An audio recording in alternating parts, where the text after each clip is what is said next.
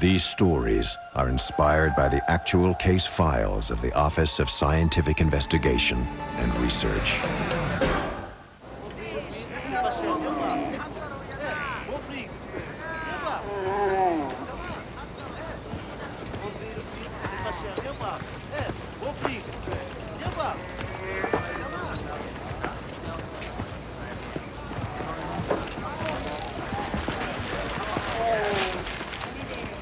Haran, I want you and Gina to deliver this load to the warehouse.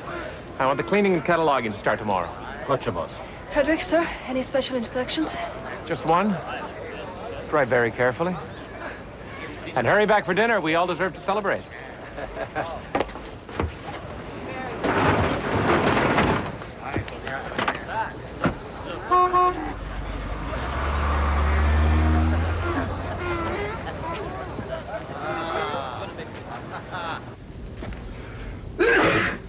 Allergies acting up again.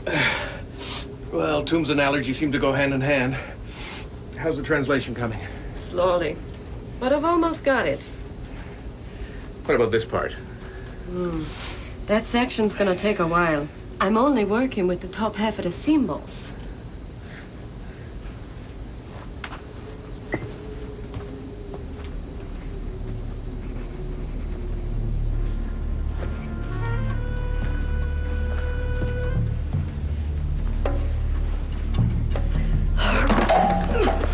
Diana, you okay? Yeah, I'm just worn out, I guess. Oh, this heat is unbearable. Here. Thanks.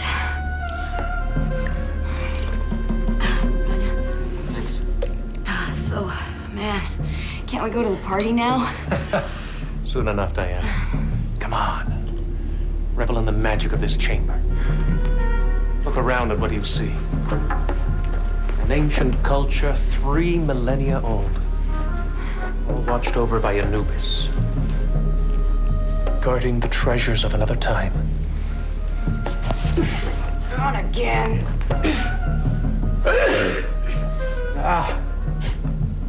It's great for the sinuses, though.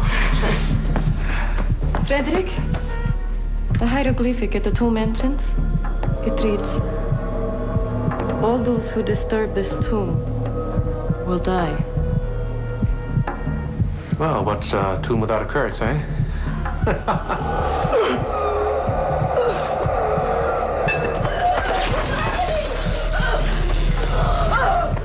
Help, Ranger! Let's get them out of here!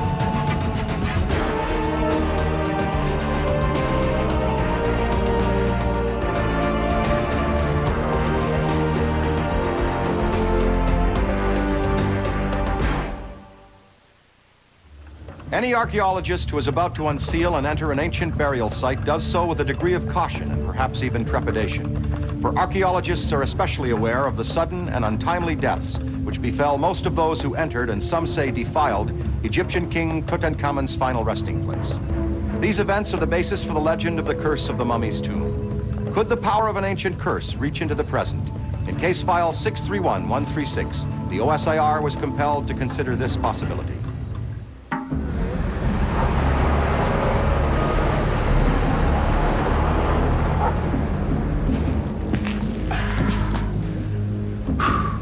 Does it? Not soon enough for me, thank you very much. Yes, we're done. What's with you today, Gina? You're too quiet. We have done wrong removing these artifacts. What do you mean done wrong? We're just doing our job. The gods will not be happy with this desecration of the tomb. Ah, superstitious, are we? Let's get back to the site. They're probably celebrating without us, huh? Hello?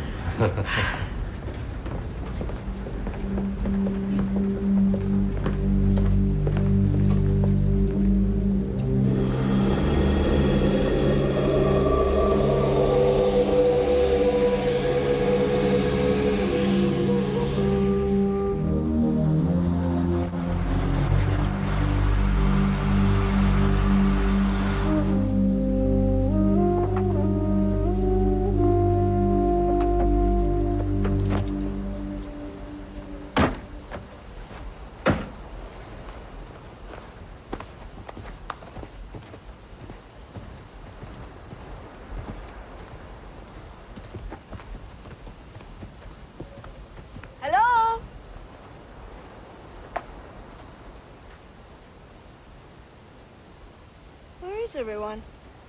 Well, knowing Frederick, they're all probably passed out already. Yo! Frederick! Rosetta! Something's wrong.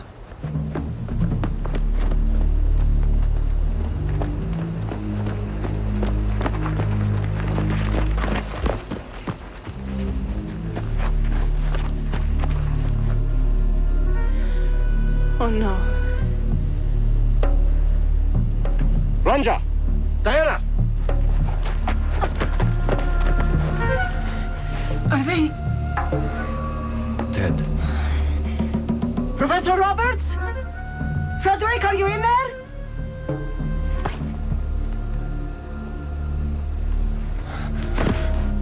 Help me, please.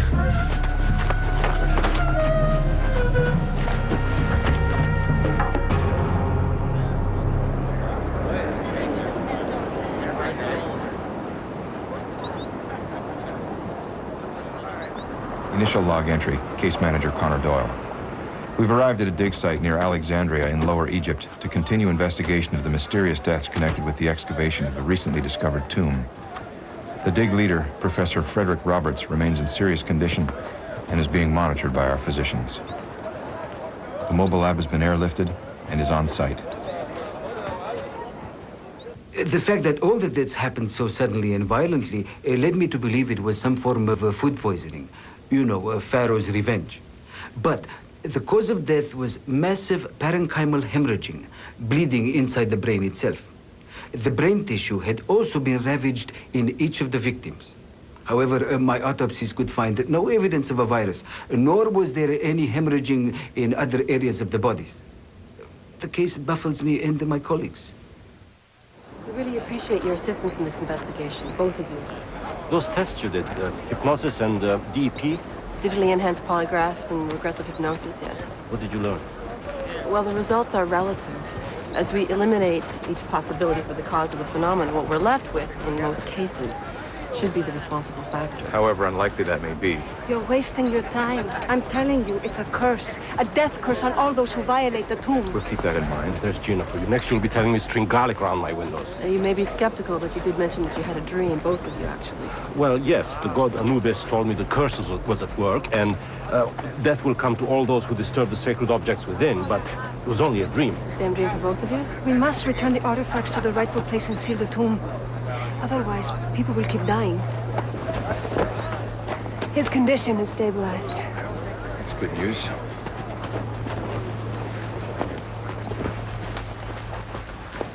Who's going to keep dying?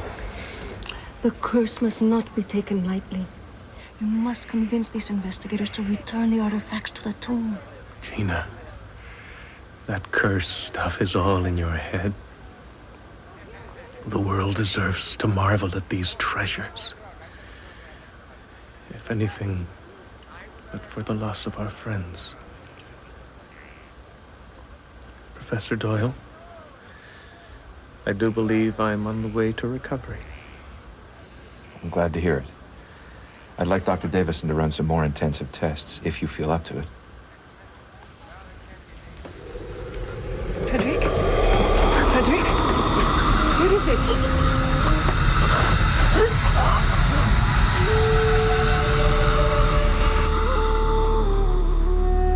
I don't understand. It's not possible. I'm sorry. He's dead? What's going on here? You must put a stop to this.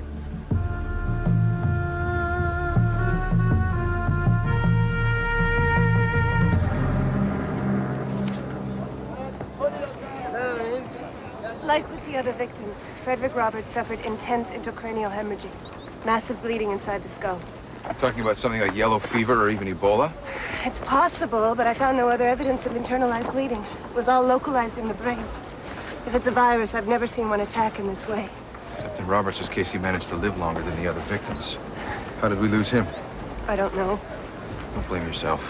We don't even know what we're dealing with yet. Let me take a team into the tomb. Not yet. We'll send a probe in. But the probe can't possibly... Linda, one step at a time. Something is killing these people. I can't risk exposing any member of the team to a potential hazard.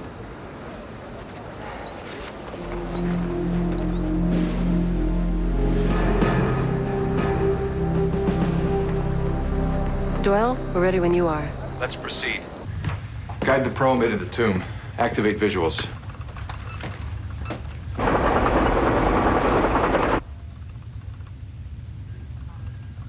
I'm slowing down. Let's take a look around.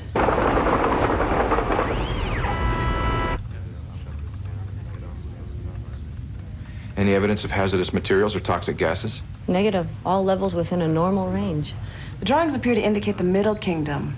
They're consistent with the 11th or 12th dynasty. What's the time frame? Anywhere from 3,000 to 4,000 years old. Probe entering the antechamber. Prepare to monitor for any abnormal energy field. Standing by. That's odd. Professor Roberts' report makes no mention of a burial chamber. Or a sarcophagus. Perhaps the burial chamber entrance was filled in by the mudslide. Activate ground-penetrating radar. The overall area is anywhere from 3 to 5 meters. But there's no indication of any other hallways, passageways, or chambers, and specifically, no burial chambers. So what is this tomb housing?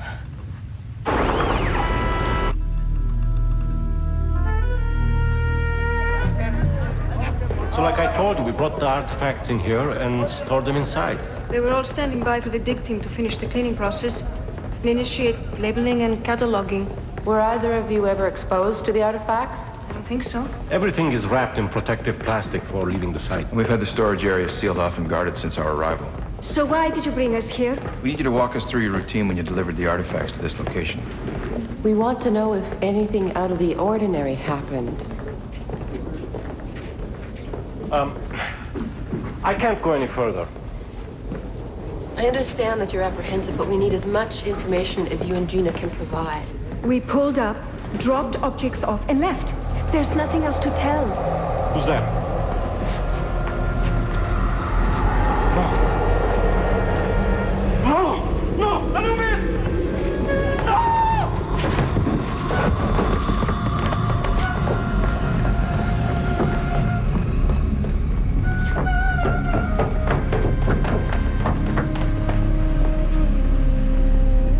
He's dead. The curse speaks the truth. All those who disturb this tomb will die, and we will be next.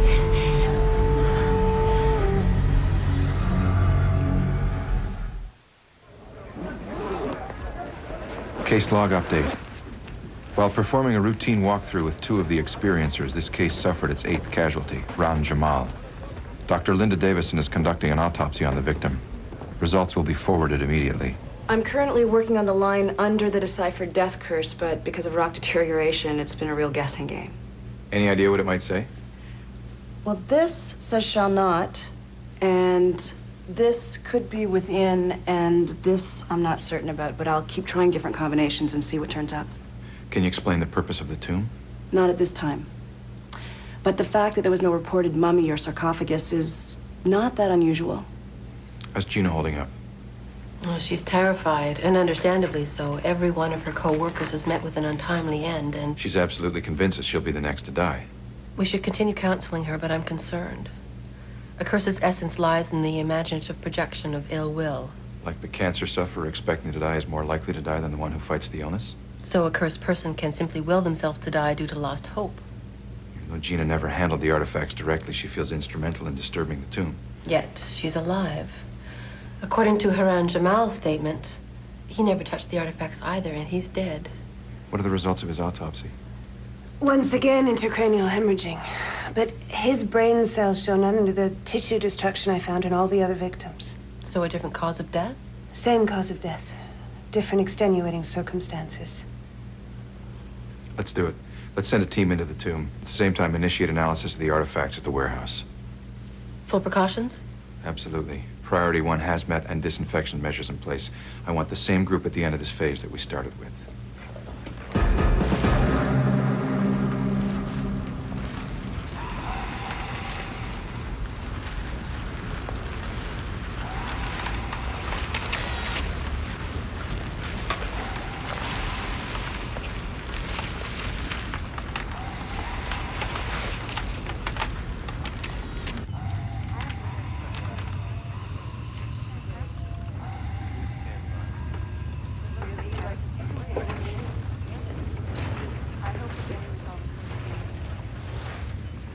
Donner, your environmental readings indicate no hazardous materials. Do you copy? Copy that. I'm going to collect some surface samples directly from the remaining artifacts. We'll seal them and deliver them for disinfection. Affirmative. Let's maintain monitoring for another hour, then reconvene at 2200 hours to begin analysis of the samples. I copy. Donner out.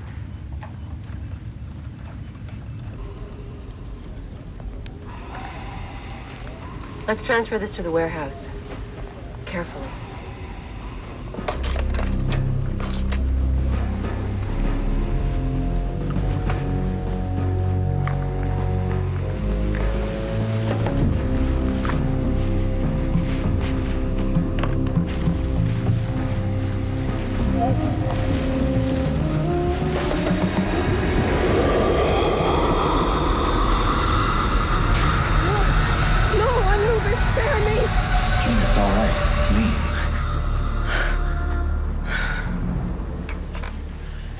That dream again, weren't you?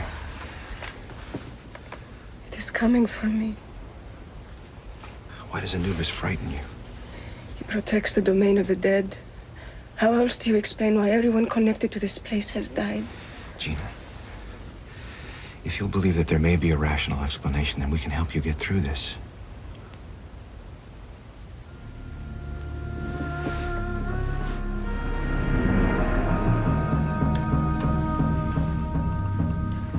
The round object. You ever see a dust particle that looks like that? I'm going to isolate it on a culture medium. Then I'll run some tests.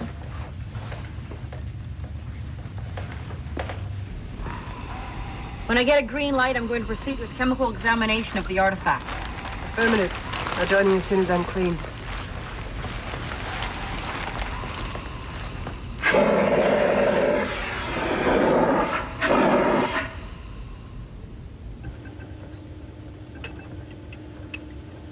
It's like a jigsaw puzzle with only half the picture to work from. Okay. This could only be one of 3 words. If it's released, we've got... Lies within, shall not, released. These 2 symbols are the key. Wait a minute. Could it be... I should have seen this hours ago. Released. Released what? Connor, I want you to have a look at an irregular dust sample I collected. Irregular? How do you mean? Well, the particle shape and texture are unique.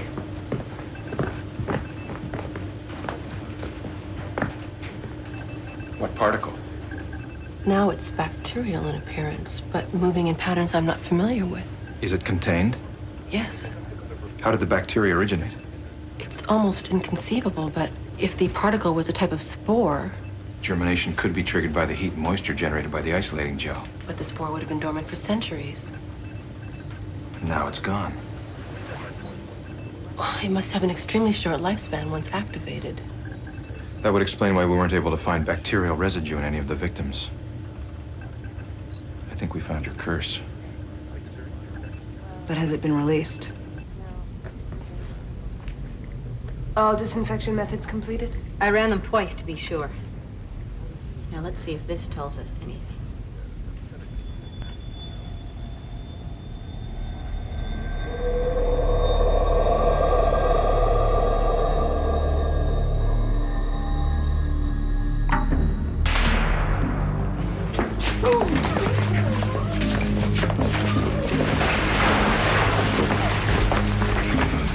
What is going on?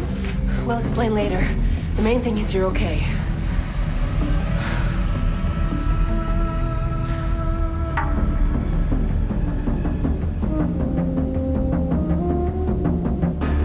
Obviously, our disinfection methods failed. The spores most closely resemble the Clostridium genus, but of a strain I've never seen before. And once inhaled, they targeted the brain and became an active, extremely deadly form of bacteria. The tomb wasn't a burial chamber designed to keep grave robbers out, but a jail of sorts to keep the spores inside. But Ron, he never entered the tomb. How did he die of the same thing? Pure coincidence. I ran further tests and discovered he was taking warfarin. A form of rat poison. He had a heart condition. The warfarin acted as an anticoagulant to ward off strokes. A side effect is a proneness to extensive localized bleeding. Triggered when he fell and hit his head. What about Frederick? He had an allergy condition, meaning his nasal passages were more resistant to foreign particles. But that only delayed the inevitable. There was nothing I could do. I understand. Final case log entry. To date, all disinfection and eradication techniques have been unable to terminate the deadly spores. To prevent any further exposure to this unknown and extremely lethal spore-related bacteria, I've had all the artifacts returned to the tomb and ordered it to be sealed behind a wall of concrete. Closing file number 631136. Connor Doyle, out. Some myths, like mushrooms, grow in darkness. It is only under the light of scientific scrutiny that we are able to separate superstitious and fantastic causes of fatalities from ones which are actually biophysical in nature. Curse or no curse, the message seems to be clear. Leave the dead to rest in their places of peace.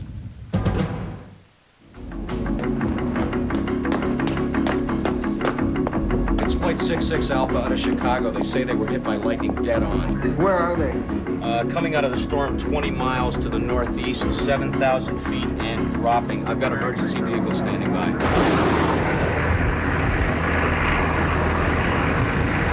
Struck by lightning. Systems are all shorted out.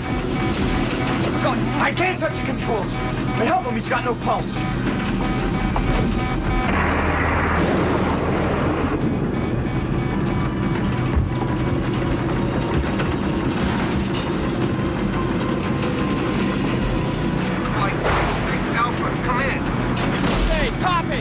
Control tower, what is your current condition?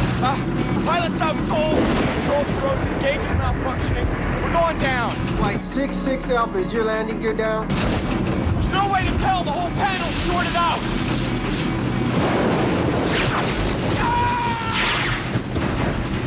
66 Alpha, come in. 66 Alpha, do you read? Come in. This is Control Tower. Do you read?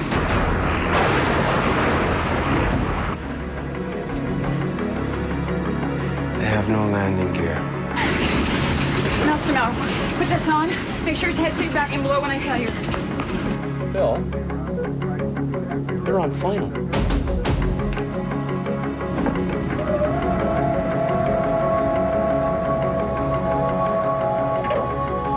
They must have control back. Their landing gear just came down.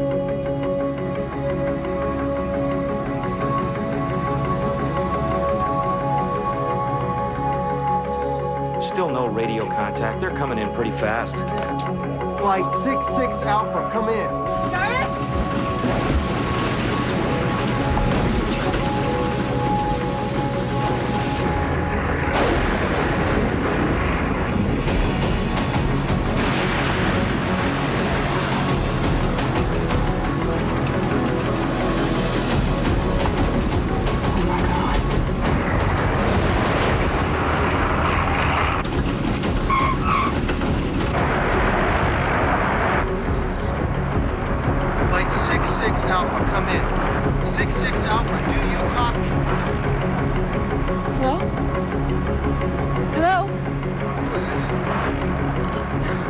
Connie O'Brien, I'm the flight attendant. Is everyone else okay? The pilot's in bad shape. Co-pilot Parks is unconscious. Who landed the plane?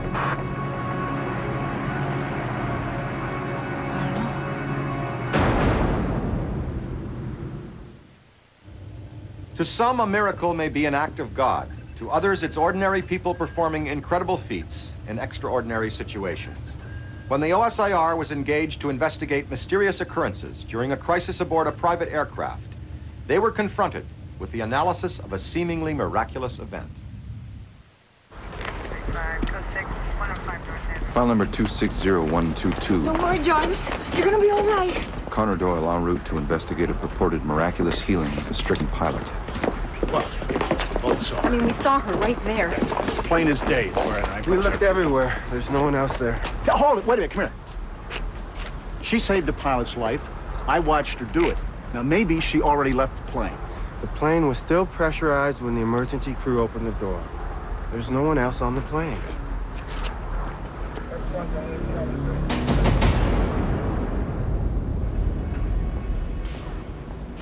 Preliminary interviews beginning with individuals who claim to have witnessed the event and to have experienced a technically impossible aircraft landing. Passengers suggest they may have been aided by a mysterious female entity.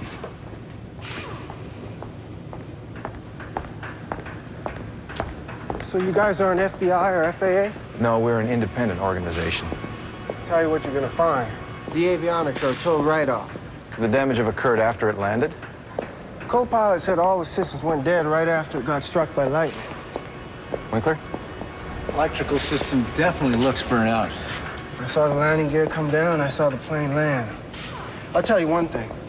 I've been in this business 15 years. There's no way in hell that baby should have come out of the sky in one piece.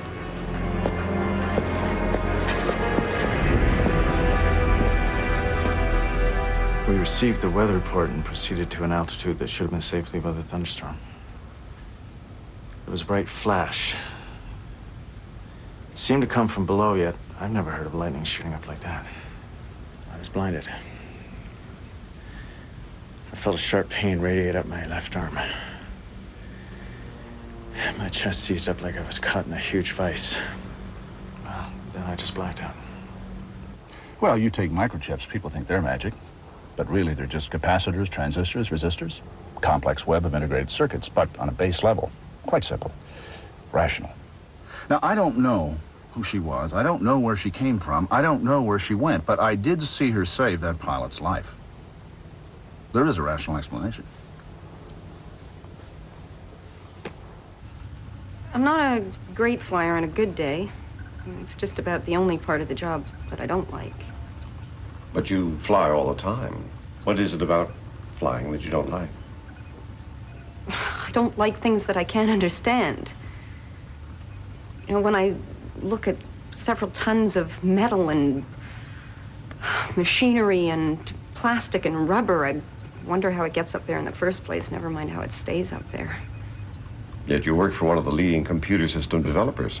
Well, Martin's a genius. I mean, he doesn't need me to understand his machines. What does he need you for? Communication. Martin needs help understanding people. Actually, quite a lot. Let's discuss the night in question. Jim, the pilot, just suddenly seized up like he'd been jolted with electricity. I was thrown backwards. Did you ever see anyone else on the plane? No. I don't know what Mr. Cole and Diane are talking about. When I crawled back over and listened to Jim's heart, it was going again. It was incredible. How do you explain it? I can't really. You say that you were in the cockpit when the plane landed, and the co-pilot was unconscious the whole time. Yeah?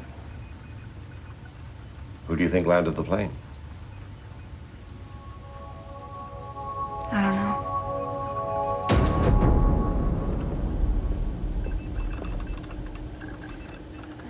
It's dark.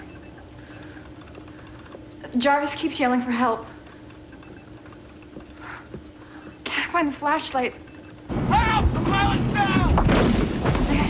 comm wasn't working, so he had to yell out through the door of the cockpit.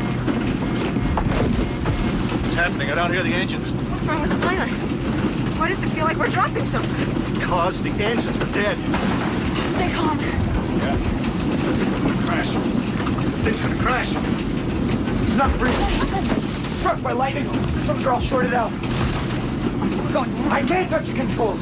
Hey, help him. He's got no pulse. We're in real trouble. Help me!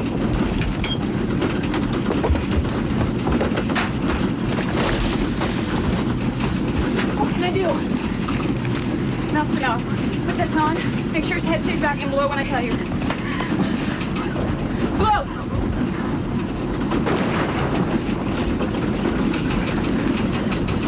He's not breathing. 1, 2, 3. We are going down. Do something. Do something.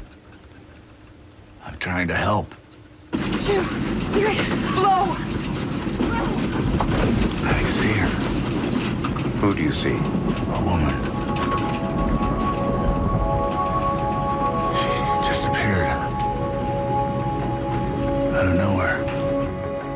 She's kneeling down in front of the pilot. 1, 2, 3. Blow! Where did she come from? What are you doing? Keep going! It's as if Mary doesn't see her.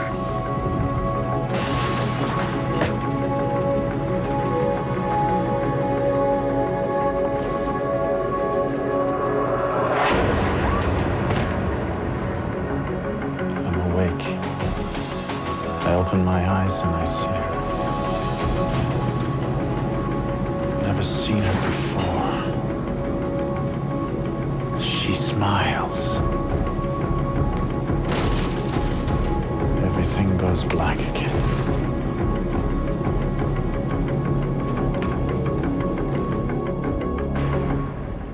Case log update. We're continuing to gather evidence from the witnesses on the plane. Co-pilot Jarvis Parks remains in a coma with severe internal damage, the result of high-voltage electrocution. Dr. Johnson to Station 6 West, please. Parks may well be the key to what actually happened up there that night. I'm getting all kinds of conflicting stories from the witnesses, but Parks is the only one we haven't heard from. Dr. Davison says there's not much we can do for him. He probably won't last 48 hours.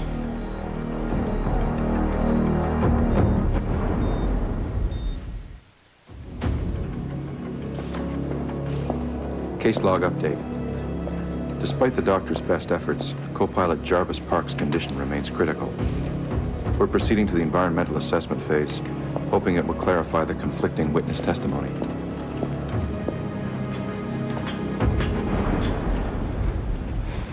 Phantom pilots leave fingerprints? Circuitry in these damn things is so vulnerable, you'd think someone would figure out a better way to protect them. Don't these planes have redundant systems? I suppose they were lucky just the electrical systems went down. A direct strike could cause structural damage or even ignite fuel vapor. All things considered, I'd say lucky's a bit of an understatement. We've been struck by bright blue light. I can't see. Flight 66 Alpha, what happened?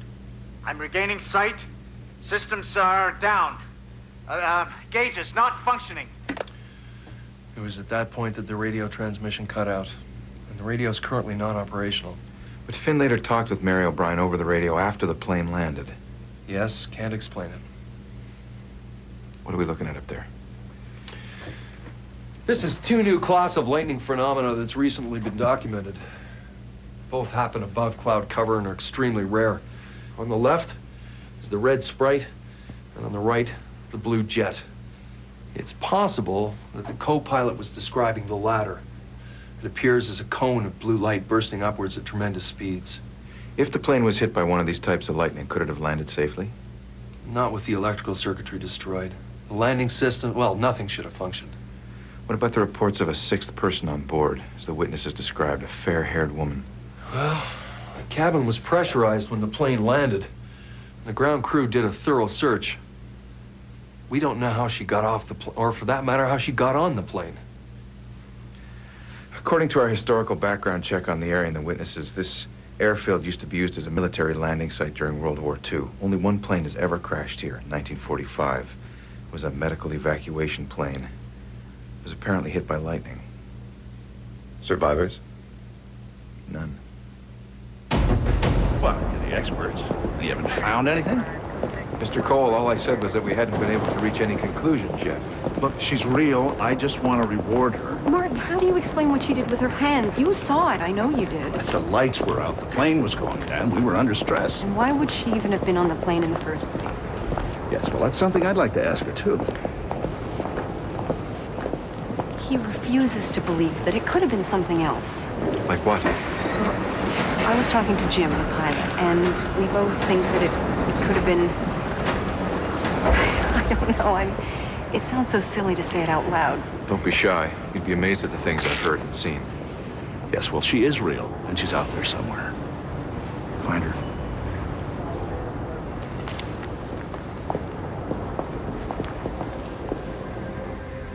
I don't know. Maybe she was there and I just didn't see her. Jarvis didn't land the plane. It couldn't have just happened.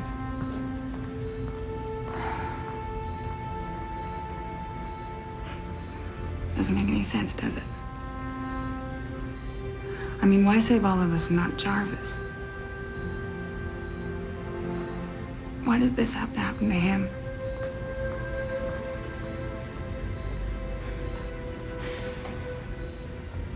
I can't seem to get a hold of myself.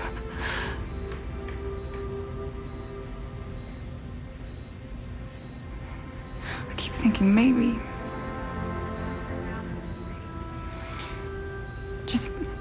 Maybe if it was a miracle that saved Jim and the rest of us, then Jarvis still has a chance, you know?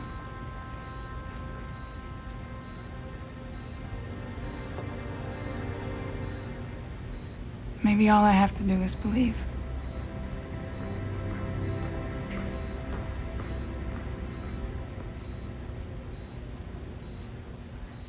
Case log update.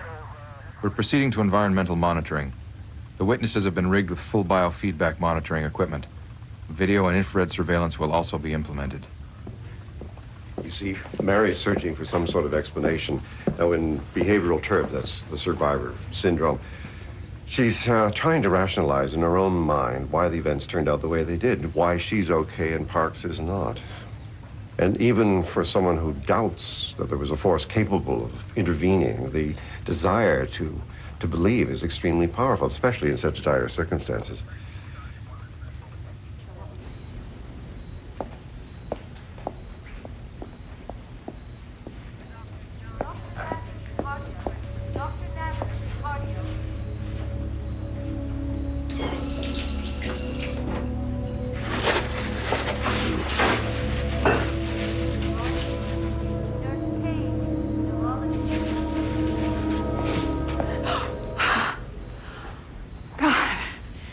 You scared me. I didn't hear you come in.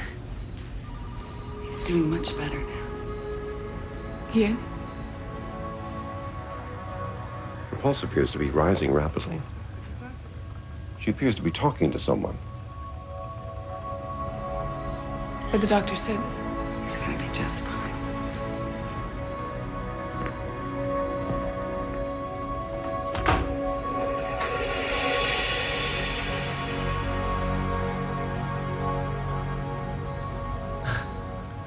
Parks. He's waking up. My God. Mary? Jarvis?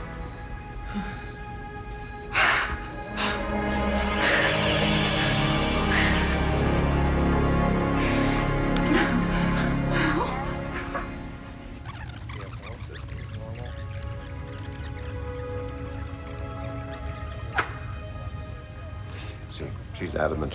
She saw a fair-haired nurse in that room. Security at the door saw no one enter or leave. Dr. Davison says Parks is making an unprecedented recovery. He's healing, for want of a better word, miraculously. I want a full psychological and physiological workup done on Parks. Maybe he can help us understand what really happened.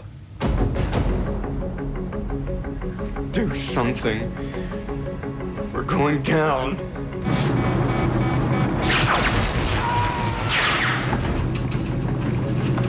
Everywhere.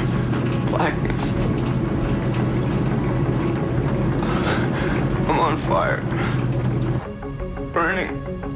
It's bad. I'm dying. Warm now. Like the sun.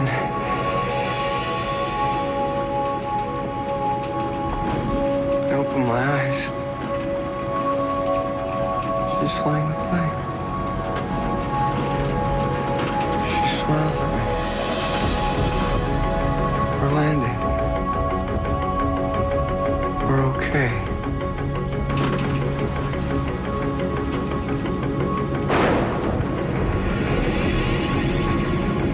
She's gone. Jarvis? Jarvis? Parks has now made a full recovery. However, we've been unable to determine exactly how this occurred. Except for Martin Cole. All the witnesses believe they've been touched by some sort of divine intervention, which is a rational reaction, considering that no valid explanation exists. But why do some people see this woman sometimes and not others? Hallucinations are not uncommon in frightening circumstances. The fact that they seem to share a single vision points to one person's power of suggestion. So one person hallucinates the angel, describes her, and for lack of a better explanation, the rest just believe that they saw her as well? On a subconscious level. Especially if that person is someone like Martin Cole. No, wait a minute. Martin Cole dreams up the angel and then doesn't believe in his own invention? No, he dreamed of the image of the angel. And then he couldn't accept what that image really represents. See, he's a very practical, rational man. He won't accept things that he can't control. But how did the plane land? And how did Parks recover? Well, the fact is, we could actually be dealing with some form of apparition or collective PK energy. Diane offered another imaginative explanation. She wondered if the lightning strike might not be some sort of cosmic mistake. And because it was never meant to happen, it just fixed itself. That doesn't sound like the sort of thing Mr. Cole would believe either.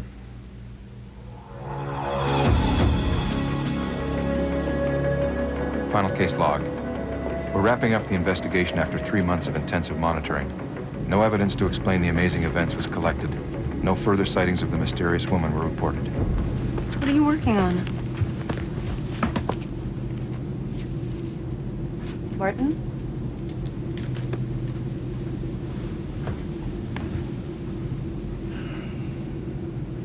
Who are they? The OSIR emailed me a file with pictures of those people that died in that medical evac plane that crashed at Richfield. In 1945.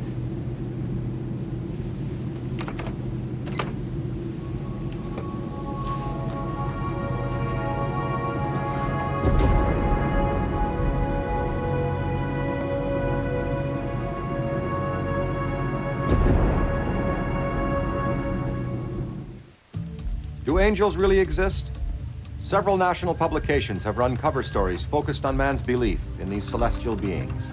Now, officially, this file remains unresolved, but the material contained therein certainly seems to indicate that divine forces occasionally direct messengers to assist us in a beautiful and comforting way.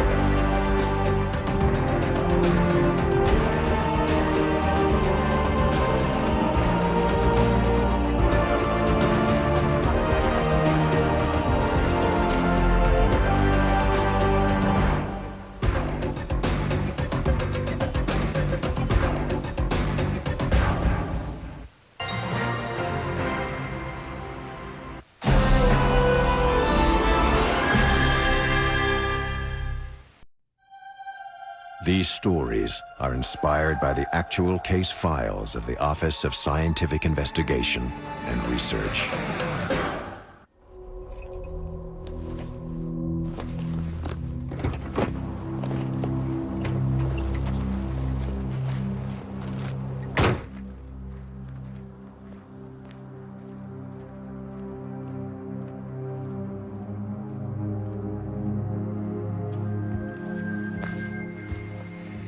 Why didn't you call me sooner? I just couldn't believe it. I mean, she just can't. That's all right, Jean. Now you put on some tea, and I'll be down after I've seen to Melanie.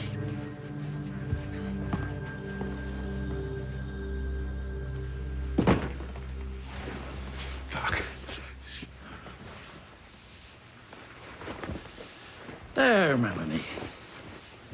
I understand you're not feeling the best. It's got me, doesn't it? The sickness. Now, don't you even Come on, Paul, look at me. Same as the others, slowly dying all day. Now, it's almost sunset. Just try to relax, Melanie.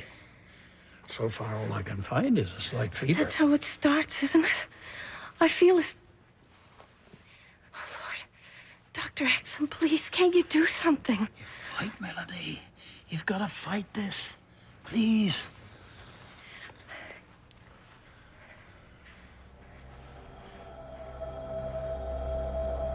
It's so beautiful. Just breathe deeply, Melanie.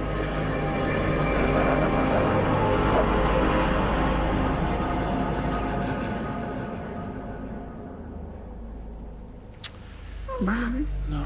Oh, sweet Lord, no. No. No. I'll call Father Sinclair. No. It is a curse. We need help now, damn it. Before more of us die. Oh, God.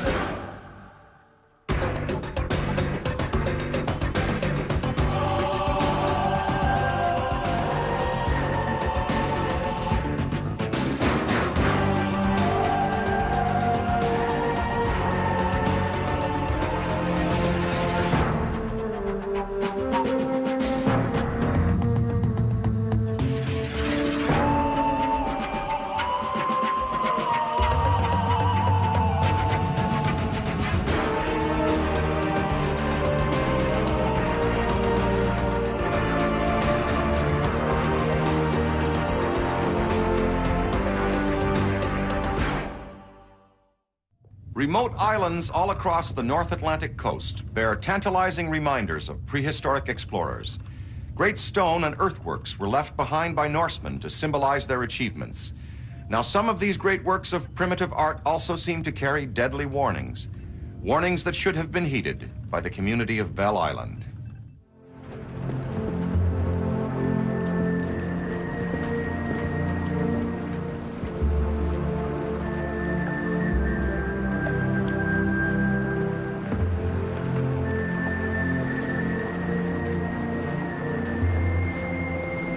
Hello, Peter.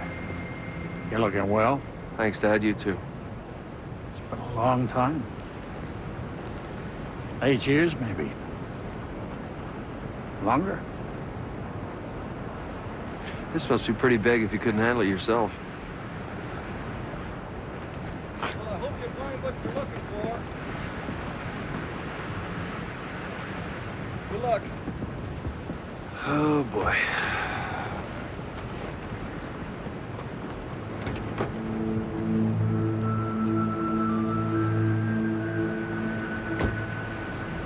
Initial case log entry, Case Manager Connor Doyle. We're investigating 8 unexplained deaths in a span of 8 days on a remote Atlantic island.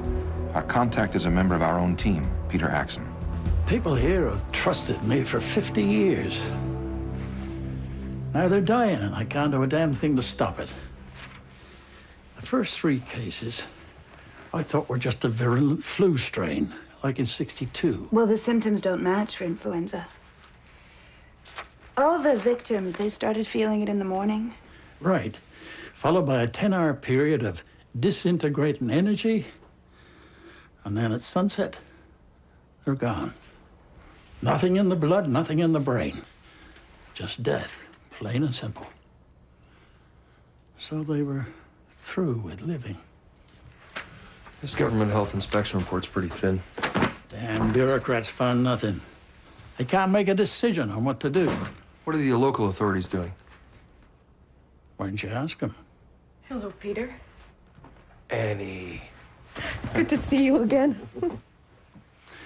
Annie's become reeve of the island since Frank Whitaker passed on. People are on the verge of panic, convinced it's a curse of some kind. Something to do with the Erickson stones. That's pure balderdash. Well, it could be something environmental. We should have a look around. There isn't time. We just got word. There's another victim.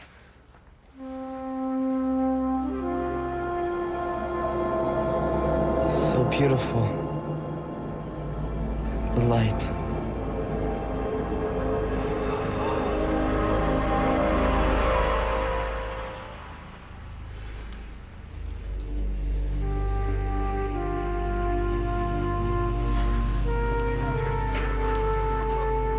I used to coach Jeff in hockey. Now do you see what we're up against? It sounds like some kind of epidemic. We should re-examine any and all of the blood samples taken from the victims. And the autopsy should be reviewed, just to be sure nothing's been overlooked. Are you suggesting our forensic methods are unreliable, young lady? We may be a small community out here, but we don't live in the Stone Age. We appreciate you letting us set up in your home, Dr. Axon. What's your plan of attack? We want to cross-reference the victims' medical histories with other cases of unexplained deaths. Your files would provide invaluable information to us. They're through here. And don't muck them about.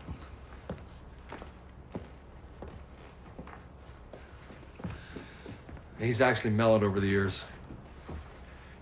Peter, given your personal history, do you feel comfortable working with the locals? Yeah, I think so. Good. Connor, are you convinced another person's going to die tonight? I don't like the pattern. 9 deaths in 9 nights. So somewhere out there is the next victim.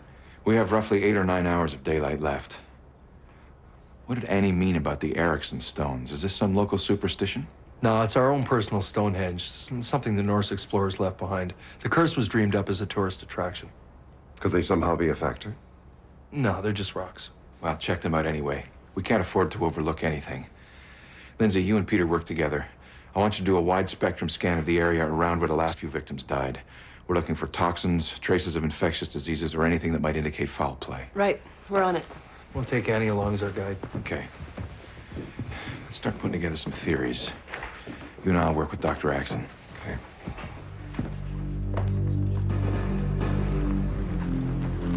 So far, all scans are negative.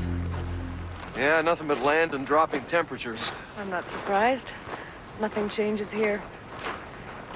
I like this place. It has a good feel to it. Spoken like a true city girl. We're fooled by the romance of the sea. There's no jobs, no futures. It's just rocks. Let's split up. Why don't you go up to the lighthouse and we'll check out the stones. Sure. And keep warm. Thanks.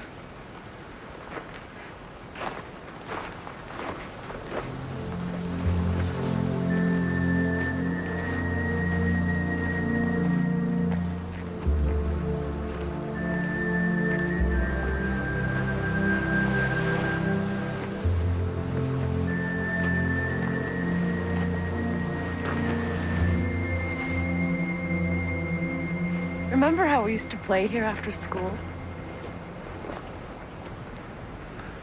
That seems like 100 years ago, doesn't it? We married each other here. Jeff Rennie pretended he was Father Sinclair, and he married us. Right here on this very rock. Melanie Banyan was my bridesmaid. I remember. You kissed me for the first time, Peter. Right over there. You told me I was your true love forever. And that one day, we'd be married for real. You gave me this.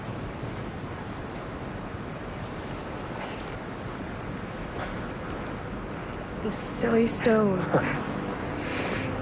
You said this was our sacred ground. And the stones would always protect us. Oh, Annie. And then you were gone. And now so is Jeff, and Melanie, and the others.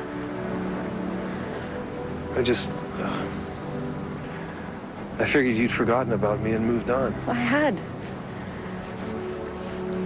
But I always hoped that somehow you'd come back. You sound like my dad.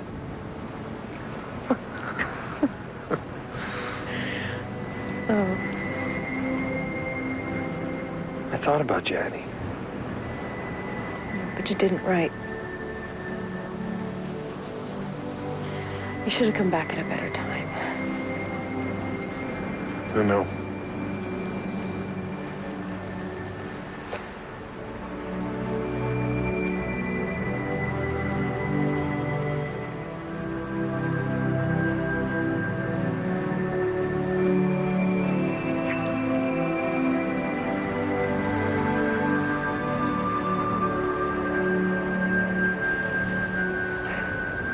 You better get back to work. Yeah, right.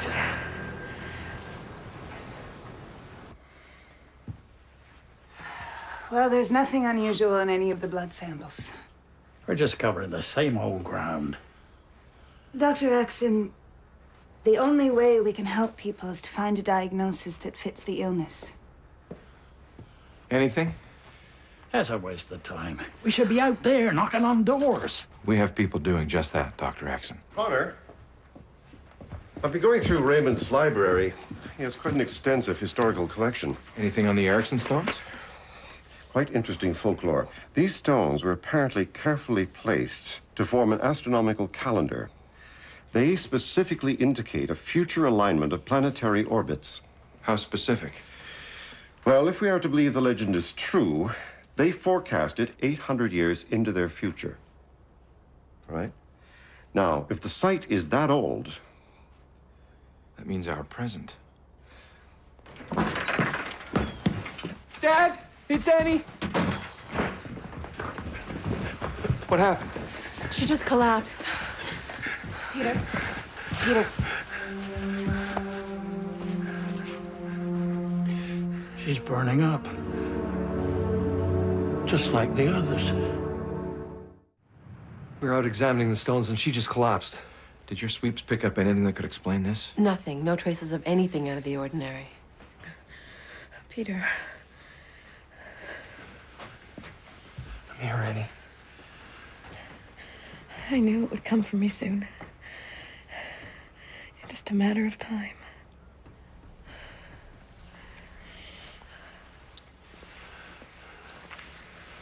Oh. Annie, I'm not gonna let you die. It's so like you, Peter Axon. You're always making promises you can't keep.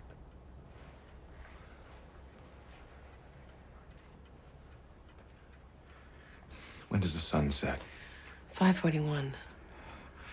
We need to draw some correlations between the deaths and their locations. Dr. Axon, do you have any maps of the island? Sure, I have them all. Charts, survey maps. Good. I want you and Dr. Davison to keep digging for a medical solution. Keep me posted on her condition.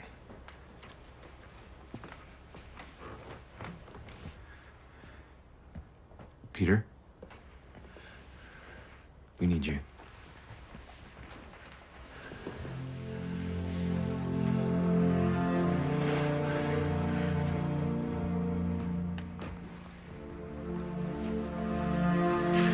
Be back.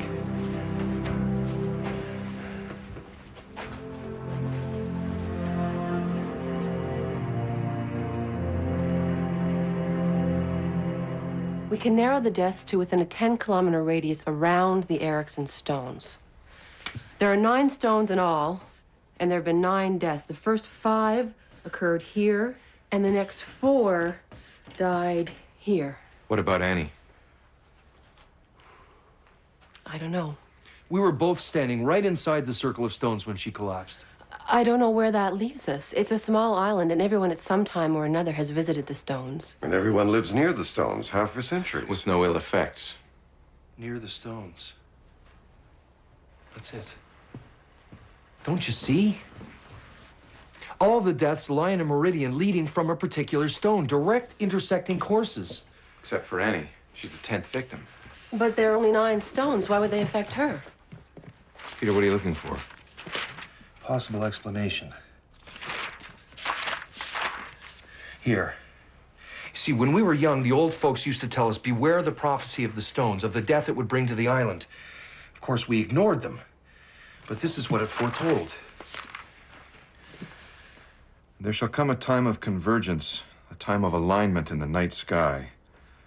All 10 stones of Erickson must lie in their rightful place, or death shall take the young one by one, with the setting of the sun. It says 10 stones. Where's the missing one?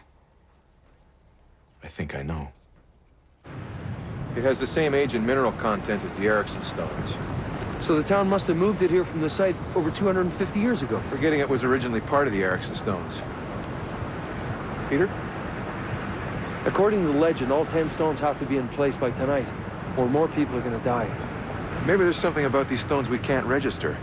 Radiation emissions on a wavelength we can pick up, or if there was toxic waste beneath them. Or the legend is true. See, we've done environmentals all around the stones, and we've come up empty. I say we move it. Okay, guys, let's go. Running out of time. Let's move it. I'm running out of time, aren't I?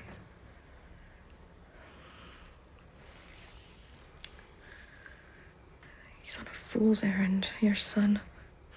He says it's your only hope. He calls himself a scientist. You should hear what I call him. But I believe in him. Oh, so do I.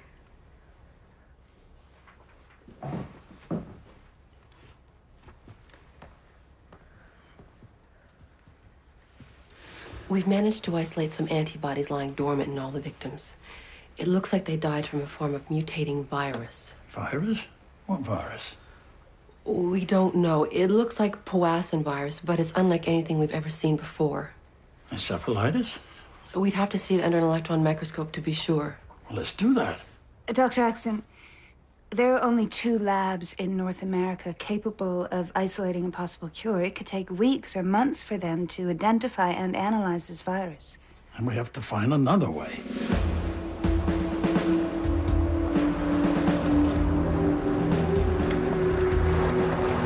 Okay, right here. Move it over here. Right here.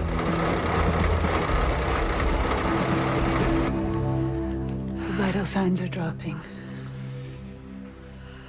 Annie, can you hear me? Why isn't he here?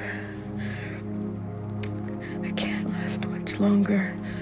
You must hang on, Annie. You must believe you'll live.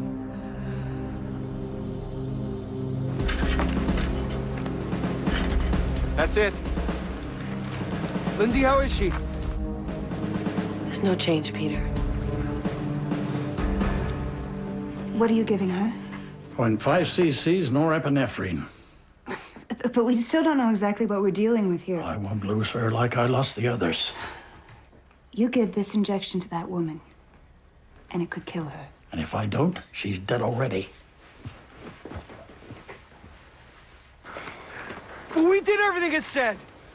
We fulfilled the prophecy. Peter. No. We believed. I'm sorry. It's so beautiful. Annie, no.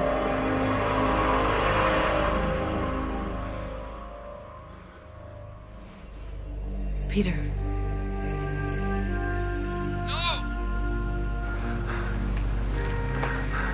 There's something else. Peter. No. No, I'm forgetting something. Wait. This is it. Yes.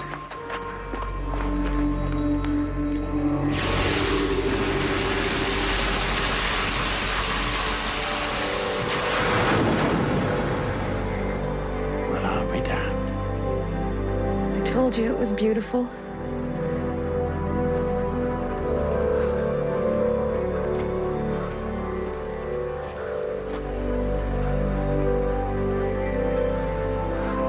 Peter. She's alive. I know. How could they have known about this so long ago? They navigated from the stars. Final case log. After determining that an unknown virus was likely responsible for the recent fatalities on Bell Island, no further deaths have occurred. Isn't Peter coming with us? I gave him some time off.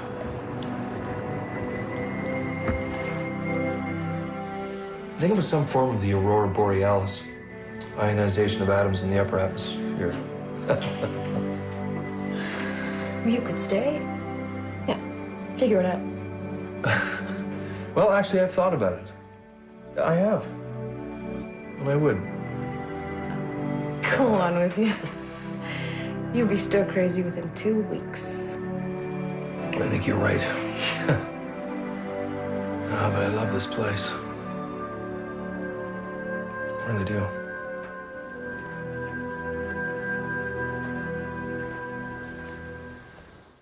Myths, legends, ancient stories. Are they simply fictional tales passed down by different cultures through the ages? Or do some of these legends actually possess elements of truth? In the preceding case, the OSIR determined that the Norse settlers, who originally founded Bell Island over 800 years ago, may have left a stern warning of events to come.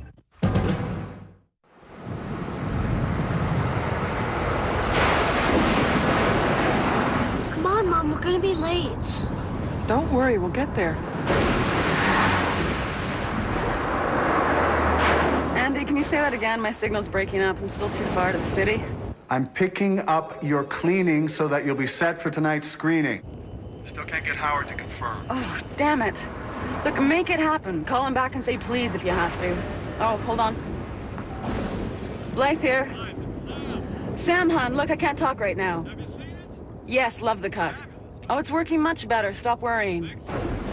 Relax, you're back in the big time, babe. I'll call you, okay? Yeah, me too. Bye-bye. Andy, I'm locking Sam out. If he calls, I'm not in, ever, okay? You're not serious. Yes, I'm serious. I don't care what he says. He doesn't have final cut. You look so beautiful. Don't make me puke, Mom. Just keep the pedal to the metal. I wish your dad could have been here tonight. He would have been very proud. I'm in the chorus, Mom. I'll be lucky if I don't fall flat on my face. If I get there in time. What's all this hurry? Watch the road, Mom!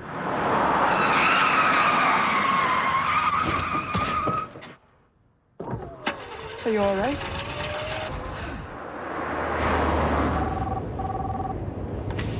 Oh, shoot. Hello? Damn.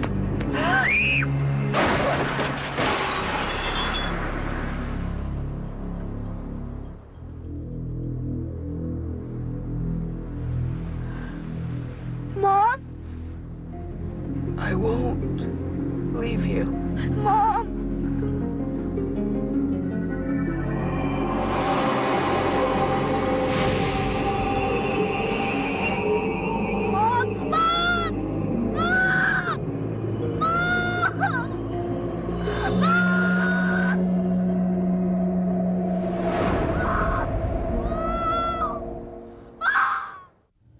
The will to live is the strongest of all human instincts. If someone has not given up, then within the person's spirit flickers the desire to physically endure. But what happens to our life force after we pass on? Does it die with us? Or, as is believed in Eastern religions, does it continue into another incarnation, or even transfer from one person to another? In case number 793144, the OSIR was called in to address a question of this nature.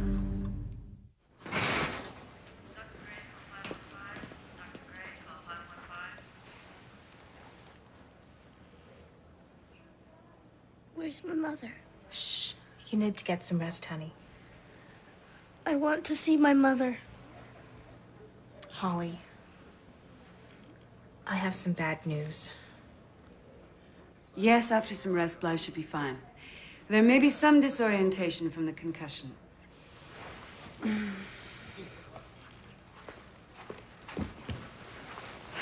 Blythe, how you feeling? I brought some pajamas and a bathroom kit from your house. Is there anything else I can get you? Who are you? It's me, Andy. Andy Ackerman, your assistant. I don't have an assistant. Blythe, please don't fire me. I'm sorry I didn't get the cleaning, but the guy closed I it. don't know what you're talking about.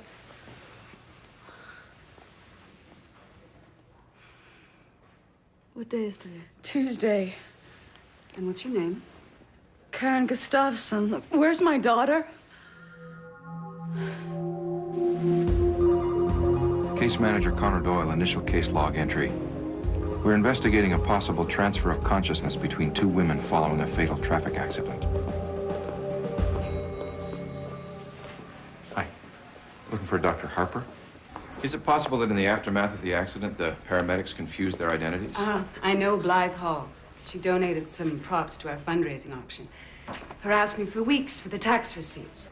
Now, the details she knows about Karen's life, it's as if she's become Karen Gustafson. This is not simply some mental break. Do they know each other? I don't think so. The little girl, Holly, is she aware that Miss Hall is claiming to be her mother? No. Although Miss Hall is insisting on seeing Holly, we prevented it for now. That's good. Well, the hospital has temporary custody of Holly while social services tries to locate her family. But as far as we know, Holly's all alone. We can't afford to have Blythe possessed. We've got a film trapped in post that's due at Cannes in 2 weeks. We've got 4 projects in development with major directors and stars attached to them. Now, if they find out that Blythe is... I can't run this company. I'm not Blythe. So in the latest conversations you've had with her, you'd say her personality has completely changed. Yeah, but for the better. I don't know.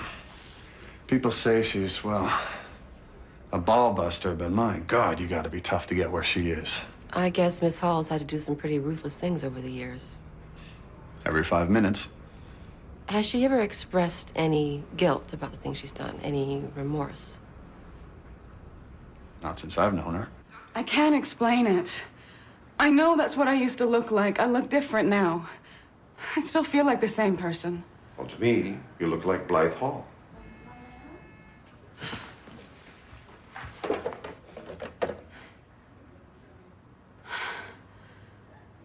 Well, whoever that is, I'm not her. I'm Karen Gustafson. Why won't they let me see Holly? Has she been hurt? No, she's fine.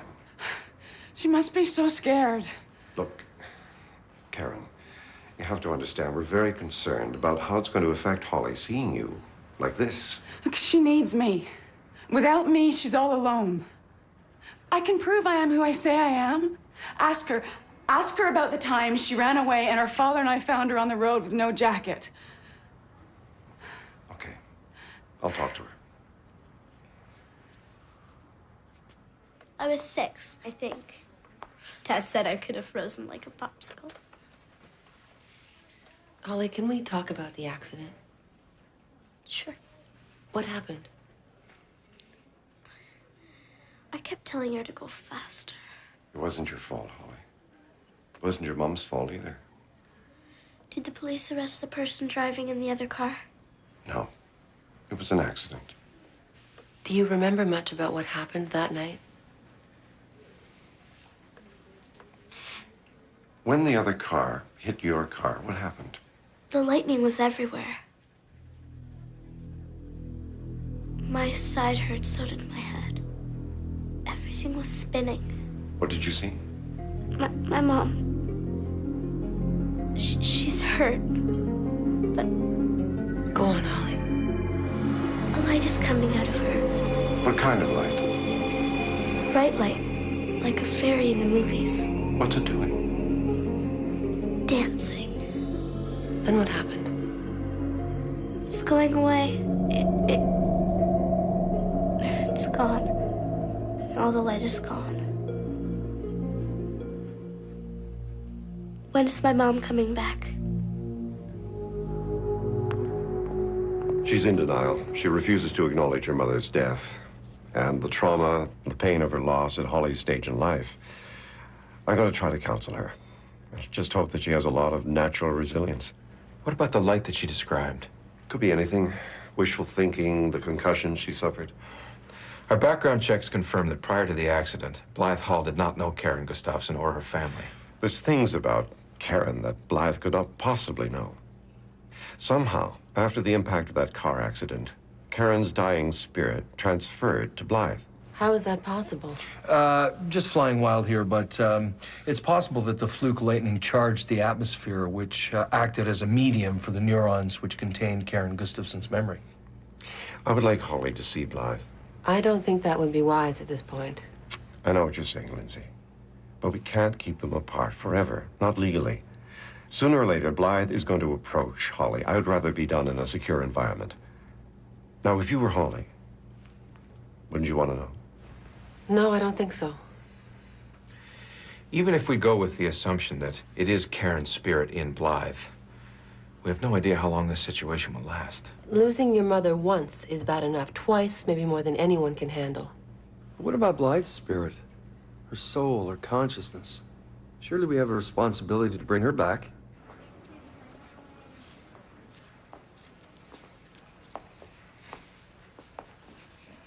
We brought someone to see you. Holly. Holly. I know this must seem very weird to you, and I don't understand it either, but it's happened. I am your mother, Holly. It's really me.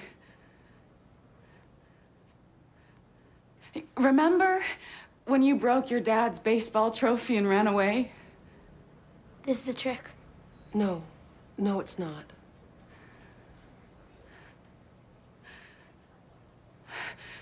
Remember, you told me you had a crush on Bobby Lippman, and you said you never told anyone else that.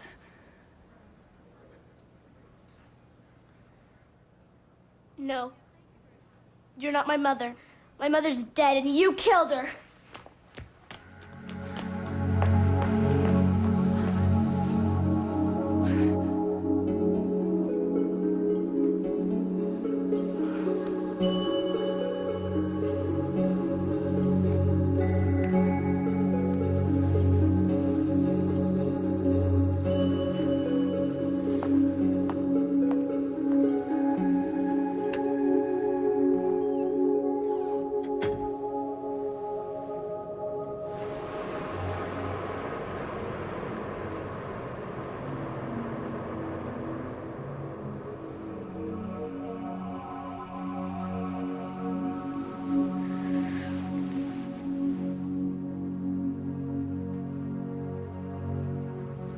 Mom.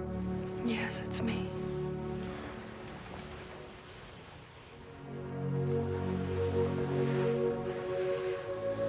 I said I would never leave you alone. But... Do you remember?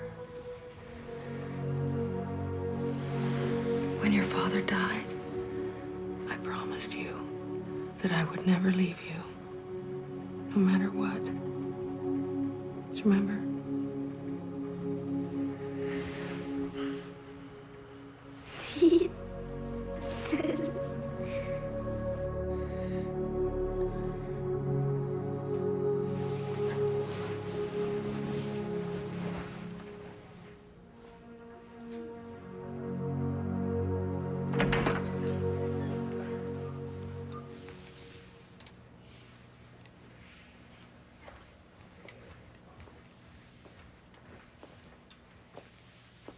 Can I see her?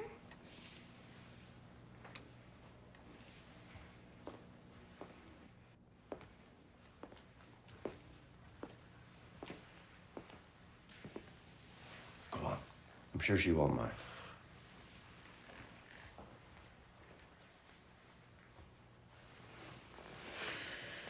I'm sorry, Mom. I think it's really you now. What? Who are you? Karen? Oh, God almighty, what happened to me? Where am I? What's your name? Blythe Hall. Who the hell are you? Case log update. Blythe Hall now has no recollection of being Karen Gustafson for the last 2 days and is insisting on leaving the hospital to return to work. Holly has been devastated by the experience. We will continue to observe both. I think it's really you now.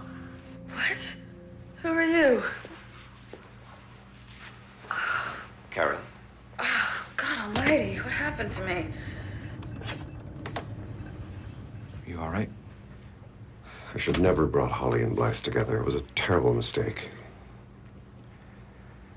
Anton, at the time, I thought it was the right thing to do, too.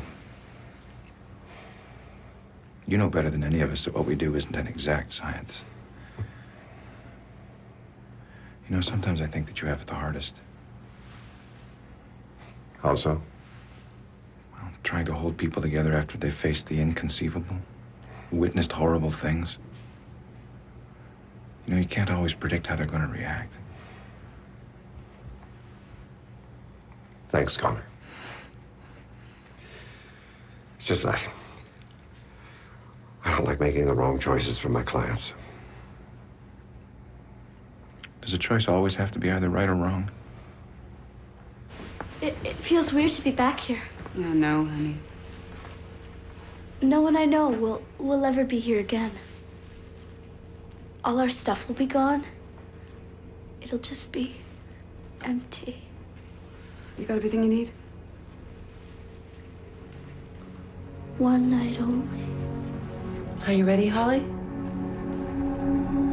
Yeah, I'll be right there.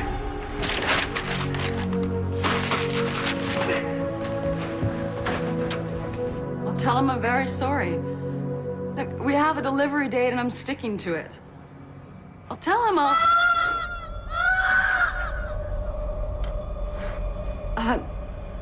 No, sorry, I'm fine. Just a little.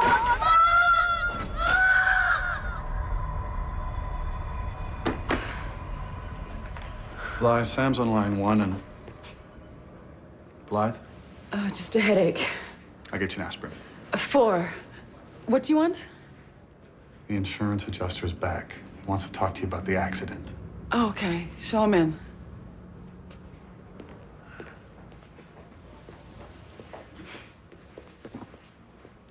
What can I do for you? I won't take up much of your time. I just need to clear up some details. Miss Hall? Miss Hall? Are you okay? What were you saying? Following up on the accident report?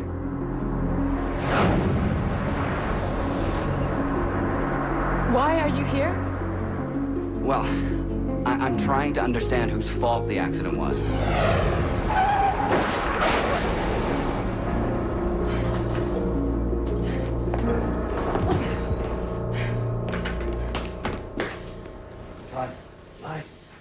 Blythe, you've been having visions. I can't stop them. And they're more like memories, but they're not mine. I know this sounds crazy, but it's like there's someone else in my head. Karen Gustafson. The woman in the crash? But how? We don't know yet. Go ahead. I thought that maybe she would come back home, but she's not here. We checked it from top to bottom. It's already dark, and it's cold, and it's getting colder. She can't be far. I'll notify the authorities. Make a complete sweep of the area. What's going on? We just got word from Dr. Harper. Holly's missing. We'll find her, Anton. Keep talking to Miss Hall. Lindsay.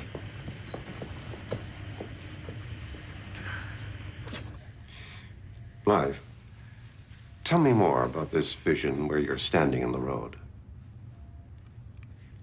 I'm in my car, and everything's happening exactly the way it did before the accident.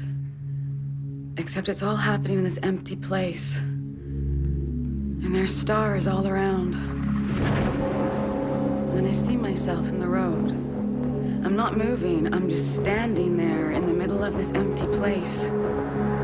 And my car is headed toward me. I'm just waiting to be hit.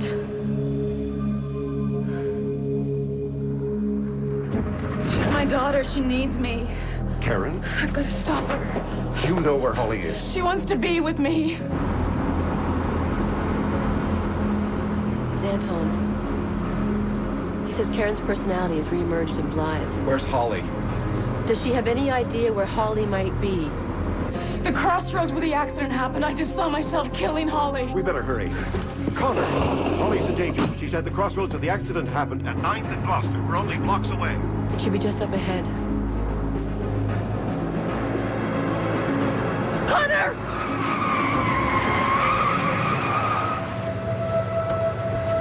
Holly!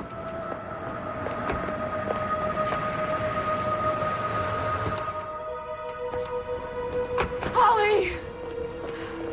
Mom. Oh, it's me, honey. It's Mommy.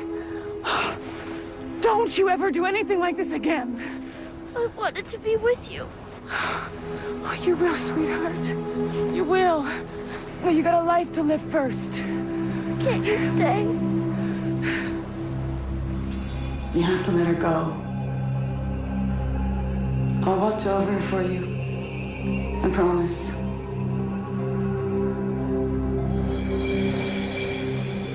No, I can't. It's not right. Don't go, Mom. Just remember, a part of me will always be with you. I love you. I love you too.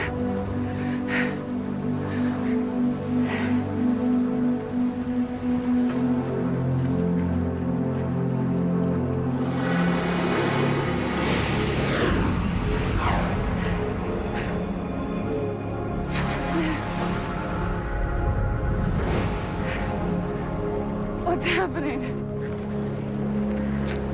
Blythe?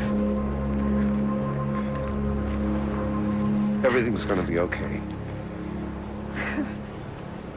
Miss Hall? I forgive you. Thank you.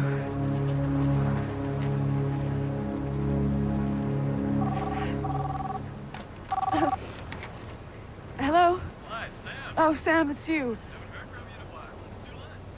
I'm gonna call Andy and he'll set it up. You better go now. Look, I'll call you later today. Promise? That's a promise. Holly, have you ever heard of the actor Sam Drake? The actor, you know him? Sure do.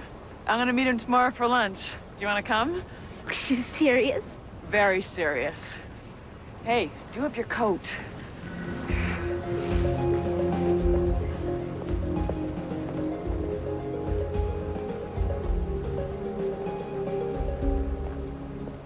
Karen Gustafson's spirit lingered here on this life plane to ensure the well-being of her daughter.